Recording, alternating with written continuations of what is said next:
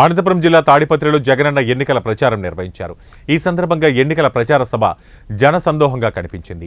YCP మరోసారి అధికారంలోకి వచ్చిన తర్వాత తాడిపత్రిలో అగ్రికల్చర్ కాలేజీ ఏర్పాటు చేస్తామని సీఎం జగన్ ప్రజలకు సూచించారు.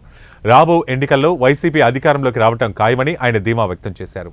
కాసేపటి కిందట పెద్దారెడ్డన్న మాట్లాడుతూ తాడిపత్రి నియోజకవర్గంలో ఒక అగ్రికల్చర్ కాలేజు దీని గురించి తాను ప్రస్తావించాడు.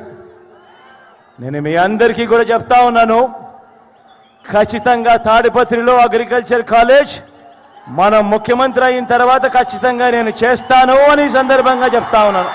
మిగిలినటివి తాను కాన్స్టిట్యున్సీ డెవలప్మెంట్కి సంబంధించి కొన్ని ప్రస్తావనలు చేశాడు.